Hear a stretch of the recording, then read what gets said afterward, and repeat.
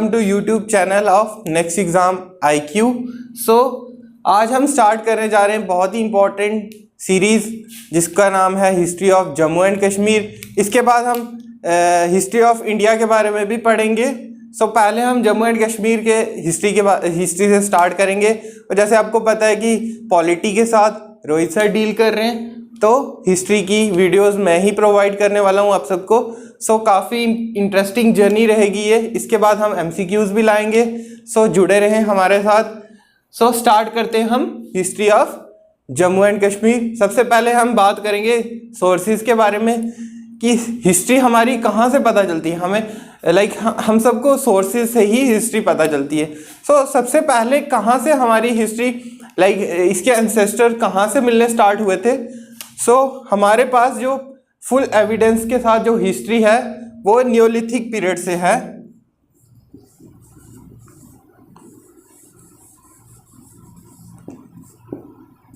क्योंकि Neolithic period के time में ही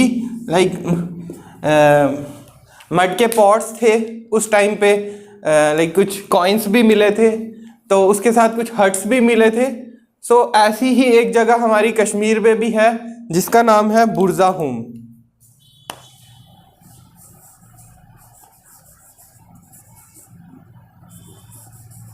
कश्मीर में एक जगह है जिसका नाम है बुरज़ाहुम, जिसको आर्कियोलॉजिकल साइट भी बोलते हैं। जहां ये क्वेश्चन भी आता है कि which of the following is the eldest या earliest neolithic period archaeological site found in Kashmir. Burzahom is the correct answer. ये भी आप ध्यान में रखेंगे। नियोलिथिक टाइम से हमारी हिस्ट्री स्टार्ट होती है। नियोलिथिक टाइम के कुछ हमें एविडेंस मिले थे बुरज़ाहुम में। उसके बाद हम बात करते हैं नीलमत पुराण की। नीलमत पुराण के बारे में हम बात करेंगे। तो ये कब लिखी गई थी? 6 to 7 सेंचुरी BC में। इनफैक्ट इसको हम earliest known text about history of Kashmir भी कहते हैं। ये भी आप ध्यान रखना, ये भी क्वेश्चन आता है which of the following is the earliest known text about the history of Kashmir. Nilamat Purana is the correct answer for this question. ये भी आप ध्यान रखना। और नेक्स्ट हम बात करेंगे इसके ऑथर के बारे में। कुछ ऐसी कुछ बुक्स हैं जिसमें इनके ऑथर को अननोन कहा गया है।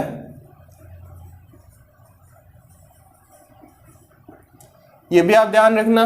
कुछ में लॉर्ड नीला को इसका ऑथर बताया गया है। बोथ द ऑप्शंस आपको नहीं देखने को मिलेंगे। कुछ अगर होगा तो लॉर्ड नीला होगा या तो अननोन होगा, दोनों आपको ऑप्शंस नहीं दिखेंगे। ये ध्यान रखना, लॉर्ड नीला और अननोन। नेक्स्ट हम बात करेंगे अकॉर्डिंग टू नीलमत पुराण। नीलमत पुराण में क्या लिखा था? नीलमत पुराण के according Satisar was Kashmir was a lake जिसका नाम था सतीसर। एक लेक थी ये सतीसर। यहाँ पे मैं आपको बताता हूँ, सतीसर वाज अ लेक।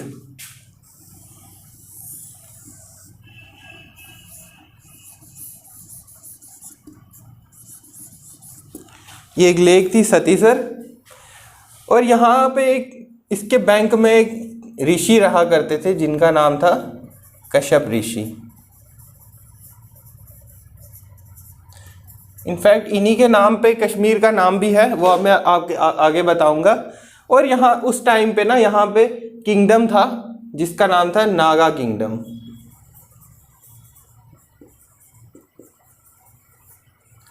और कश्यप ऋषि जो थे, ये जो ग्रैंडसन थे Lord Vishnu and goddess Saraswati के।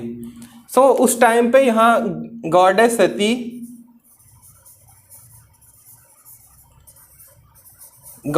क्या करते थे, यहाँ पे यहाँ पे बात करते थे और उसके बाद ये वर्शिप करते थे लॉर्ड शिवा की। हुआ क्या, जब गॉडेस सती और लॉर्ड शिवा की शादी हो गई, उसके बाद इन दोनों ने माउंट कैलाश पे रहना स्टार्ट कर दिया। उससे पहले जब गॉडेस सती यहाँ बात करते थे तो ये लेक जो थी ये सारी प्रोटेक्टेड लेक थी। इसकी प्रोटेक्शन कौन करते थे? लॉर्ड सती। गॉडेस सती इसकी प्रोटेक्शन करते थे इस लेक की, जिसका नाम था सतीसर लेक। हुआ क्या, जब इन दोनों की मैरिज होगी और ये माउंट कैलाश में चले गए, तो उस टाइम क्या हुआ कि यहाँ पे एक डेमन आ गया जिसका नाम था जल्लाद बाबा। जल्लोर बाबा भी कहते हैं, जल्लाद बाबा भी कहते हैं, जल्लोर बाबा। जब उनको जल्लोर बाबा को जब पता चला कि ये लेक जो है अनप्रोटेक्टेड हो चुकी है, तो ये जल्लोर बाबा एक शैतान था जो यहाँ पे आ गया और यहाँ का जो नागा किंगडम था इसको ये डिस्टर्ब करने लगा।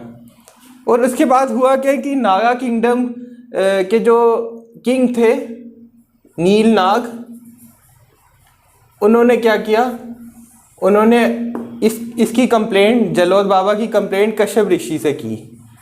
और कश्यप ऋषि ने एक मैसेज माउंट कैलाश पे भेजा गॉडेस सती और लॉर्ड शिवा को कि आपकी जो लेक है वो अब अनप्रोटेक्टेड हो चुकी है। इनफैक्ट यहाँ पे एक शैतान जल्लोर बाबा करके एक शैतान आ चुका है और यहाँ के जो किंगडम नागा किंगडम को वो डिस्टर्ब कर रहा है। सो ये बात सुन के गॉडेस सती और लॉर्ड शिवा माउंट कैलाश से यहाँ पर आ जाते हैं। और जैसे ही वो देखते हैं जल्लोर बाबा को, तो जल्लोर बाबा यहाँ छुप जाते हैं इस लेक में।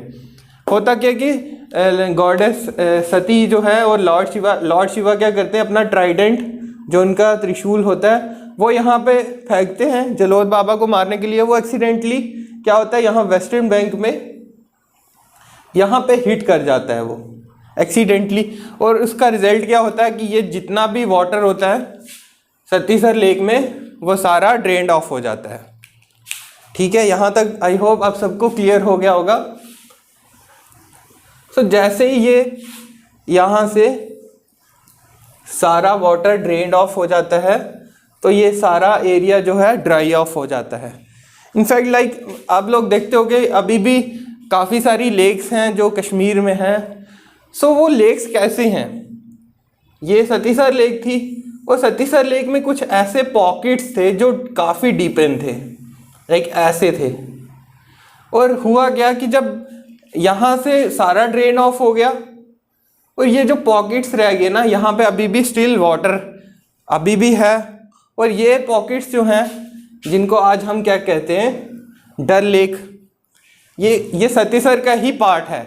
इनफैक्ट ये पॉकेट्स थे जो अभी भी यहाँ पे स्टिल वाटर यहाँ पे रुक गया और बाकी जो ऊपर लेवल पे वाटर था वो सारा ड्रेन ऑफ हो गया।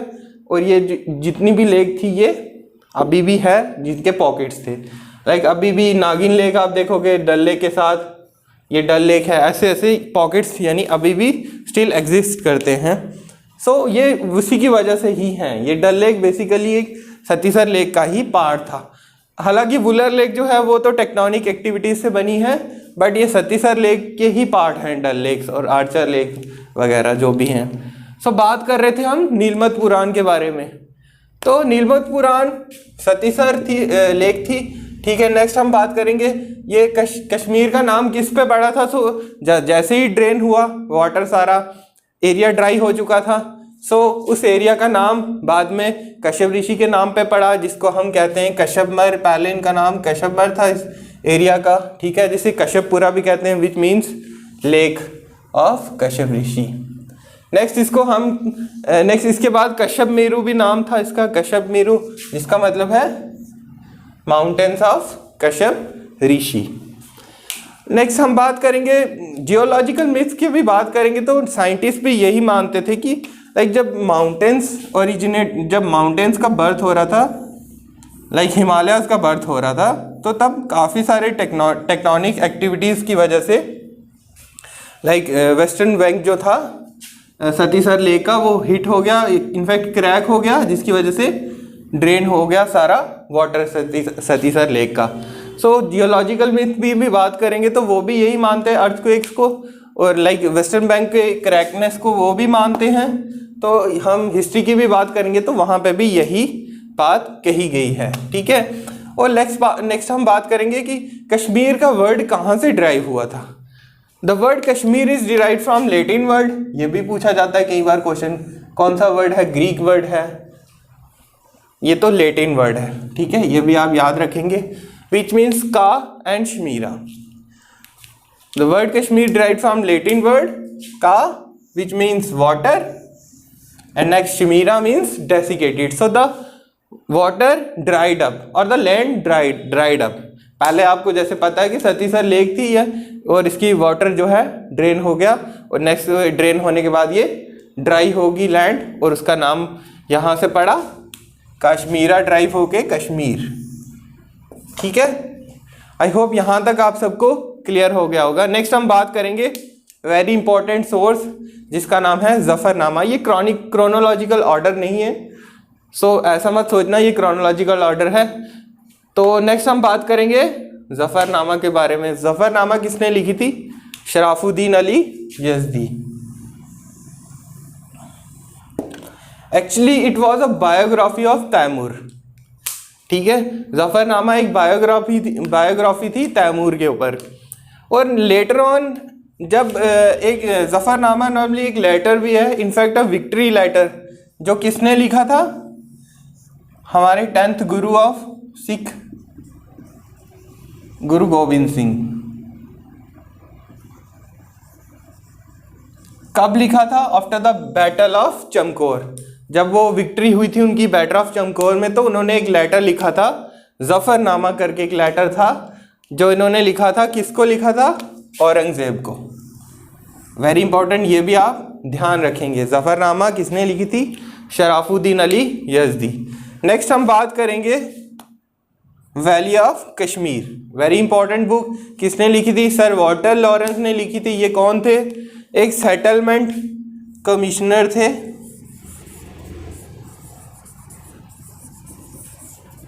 Settlement commissioner of revenue.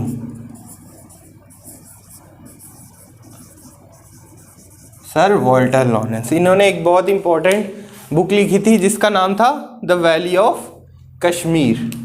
So next हम बात करेंगे राज तिरंगनी के बारे में। Very important book written by Pandit Kalhana, जिनको हम फर्स्ट हिस्टोरियन भी मानते हैं। Pandit Kalhana first historian. ये भी क्वेश्चन आते हैं, काफ़ी बार रिपीट हुआ ये क्वेश्चन। फर्स्ट हिस्टोरियन किसको माना जाता है कश्मीर की हिस्ट्री में? पंडित कल्हाना को। सो राज तिरंगनी कब लिखी गई थी? जयसीमा राजा के टाइम पे, जो कि कौन से रूलर थे? ये रूलर थे लोहारा डायनेस्टी के। सो ये भी आप याद रखेंगे किसके टाइम पे लिखी गई थी? जयसीमा के टाइम पे लिखी गई थी, जो लोहारा किंग के डायनेस्टी के किंग थे। 12th सेंचुरी में लिखी गई थी। ठीक है, राज तिरंगनी को क्या कहते हैं हम? River of Kings. कंफ्यूज नहीं होना है, किंग्स ऑफ रिवर नहीं सोचना है, रिवर ऑफ किंग्स इसको कहते हैं। ठीक है, उसके बाद हम बात करेंगे राज तिरंगनी कौन सी लैंग्वेज में लिखी गई थी। So Rajatarangini was written in Sanskrit language initially. सबसे पहले संस्कृत में लिखी गई थी, पंडित कल्हाना जी ने लिखी थी इसको। तो नेक्स्ट इसकी काफ़ी सारे ट्रांसलेशन हैं, वो भी हम डिस्कस करेंगे। पहला ट्रांसलेशन जो हम मानते हैं वो था ज़ैनुल आबिदीन के टाइम, और इन्होंने पर्शियन में इसको ट्रांसलेट किया था, करवाया था। लाइक किसने किया था? मुल्ला अहमद खान।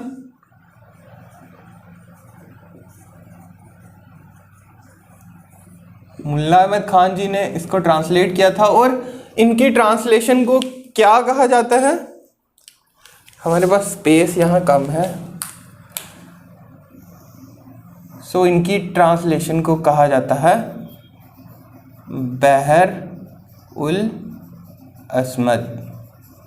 सो ये भी आप याद रखना, इनकी ट्रांसलेशन को क्या कहा जाता है? बहर उल असमद। ज़ैनुल आबिदीन के टाइम पे हुई थी, पर्शियन लैंग्वेज में हुई थी। किसने की थी? मुल्ला अहमद खान ने की थी।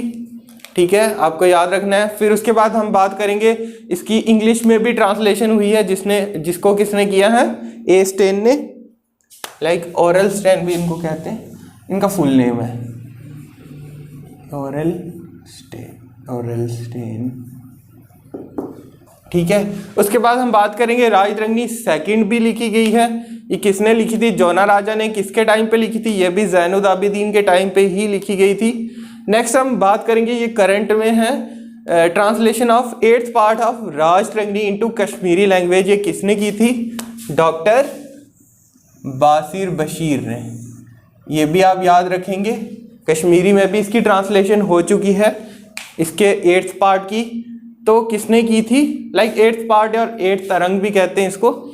तो किसने की थी? डॉक्टर बासिर बशीर ने। ये भी इम्पॉर्टेंट बन रहा क्वेश्चन, ये भी आप लर्न करेंगे और मेमोराइज करने की कोशिश करेंगे। थोड़ा सा हम रब कर लेते हैं ताकि हम क्लियर कर सकें।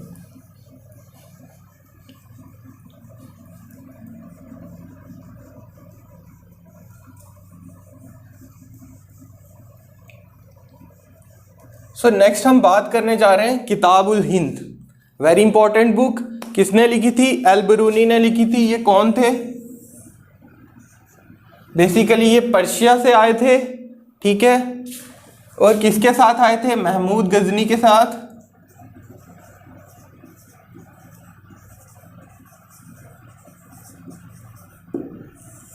लाइक महमूद, हम हिस्ट्री में पढ़ेंगे महमूद गजनी ने 2-3 बार इन्वेड करने की कोशिश की थी, वो हम नेक्स्ट पढ़ेंगे। और ये किसके साथ आए थे? महमूद गजनी के साथ। अल-बिरूनी जी आए थे महमूद गजनी के साथ। ये कहाँ से आए थे? पर्शिया से, जिसको अब ईरान कहा जाता है जिसको।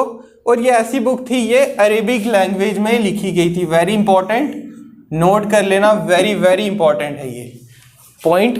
किताबुल हिंद कौन सी लैंग्वेज में लिखी गई थी? अरेबिक लैंग्वेज में। सो ये ध्यान रखना आप लोग, अरेबिक लैंग्वेज। नेक्स्ट हम बात करेंगे वक्ते कश्मीर के बारे में। वक्ते कश्मीर किसने लिखी थी? ख्वाजा मोहम्मद आजम कोल दमादरी, इनका नाम था ख्वाजा मोहम्मद आजम कोल। सारा नाम याद रखने की आपको ज़रूरत नहीं है, ख्वाजा मोहम्मद भी आप याद रखेंगे तो बहुत है। लाइक ऑप्शंस में तो आपको पता ही चल जाएगा, ठीक है। इनका इनके ऑथर कौन थे? वक्ते कश्मीर के ख्वाजा मोहम्मद आजम कोल दमादरी। नेक्स्ट इनकी भी एक ट्रांसलेशन हुई है वक्ते कश्मीर की, जो उर्दू में ट्रांसलेट हुई थी। किसने की थी? प्रोफेसर शमसुद्दीन ने की थी। ये कौन थे? ये प्रोफेसर थे कश्मीर यूनिवर्सिटी में। ये HOD थी इन पर्शियन लैंग्वेज। सो इन्होंने एक ट्रांसलेशन की थी इनकी उर्दू में, प्रोफेसर शमसुद्दीन ने, ठीक है। नेक्स्ट हम बात करेंगे तारीख़े कश्मीर के बारे में। सो तारीख़े कश्मीर किसने लिखी थी? मलिक हैदर। इनका पूरा नाम है मलिक हैदर चदूरा। ये चदूरा क्लैन के थे। इनफैक्ट ये सोल्जर भी थे और एडमिनिस्ट्रेटर भी थे जहांगीर की आर्मी में।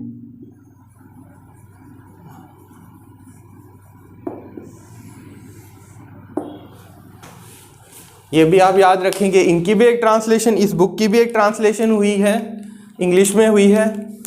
हैदर मलिक चदूरा हिस्ट्री ऑफ कश्मीर, ये एक ही बुक है, कंफ्यूज नहीं होना, ये 2 बुक्स हैं, ये एक ही बुक है। Haidar Malik Chadura history of Kashmir. ये किसने की थी? 1991 में भावना प्रकाशन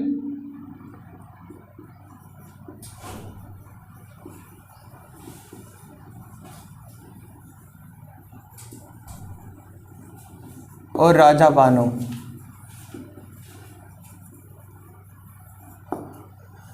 इनकी भी एक ट्रांसलेशन हुई है इंग्लिश में।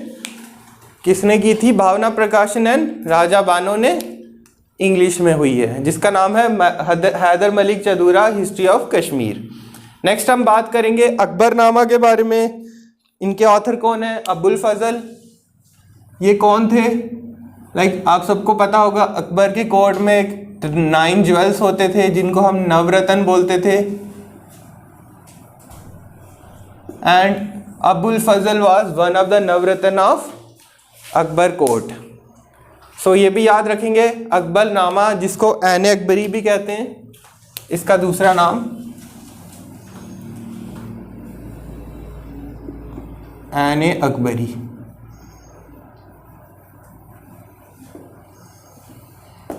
अकबरनामा। किताब अल हिंद भी आता है, किताबुल हिंद भी आता है, कंफ्यूज नहीं होना है यहाँ पे भी। अकबरनामा ऐन अकबरी अबुल फजल ने लिखी थी। नेक्स्ट हम बात करेंगे तारीख हसन। तारीख हसन, इनके ऑथर कौन थे? पीर हसन शाह। वेरी इंपॉर्टेंट, ये भी आपने लर्न करना है। नेक्स्ट हम बात करेंगे तारीख किश्तवाड़। ओके, तारीख किश्तवाड़ में आप लोगों ने कंफ्यूज नहीं होना है। लाइक हम देखते हैं कि इसके दो ऑथर्स का नाम आता है, गुलाम मुस्तफ़ा इशरत एंड शिवजी धर। सो आप लोगों ने कंफ्यूज नहीं होना इन दोनों का। लाइक इन दोनों का ही नाम आता है किश्तवाड़, तारीख किश्तवाड़ में। सो दोनों आपको ऑप्शंस में नहीं दिखेंगे, दिखेगा तो एक ही ऑप्शन में, या तो गुलाम मुस्तफ़ा इशरत होगा या तो शिवजी धर होगा। सो आपने इन दोनों का नाम ही याद कर लेना है, तारीख किश्तवाड़, गुलाम मुस्तफ़ा इशरत और शिवजी धर। सो हम क्विक रिवीजन करेंगे एक बार फिर से। नीलमत कुरान किसने लिखी थी? लॉर्ड नीला या अननोन ऑथर। नेक्स्ट हम बात करेंगे ज़फ़रनामा, शराफुद्दीन अली यज़दी ने लिखी थी। Valley of Kashmir sir Walter Lawrence ने लिखी थी। राज तिरंगनी की बात करेंगे तो हम पंडित कल्हाना जी का नाम आएगा। किताबुल हिंद के बारे में बात करेंगे तो अलबरूनी जी का नाम आएगा। वक्त कश्मीर की बात करेंगे तो ख्वाजा मोहम्मद आज़म कोल दमादरी या ख्वाजा मोहम्मद ही याद रखें आप। तारीख कश्मीर की बात करेंगे तो हैदर मलिक का नाम आएगा। सो अकबरनामा या ऐन अकबरी की बात करेंगे तो अबुल फजल जी ने, इनका ये ऑथर है इनके। तारीख हसन की बात करेंगे तो पीर हसन शाह। सो तारीख किश्तवाड़ की बात करेंगे तो दोनों का नाम आएगा, दोनों में से एक ही ऑप्शंस में नज़र आएंगे आपको, या तो गुलाम मुस्तफ़ा इशरत आएंगे या तो शिवजी धर आएंगे।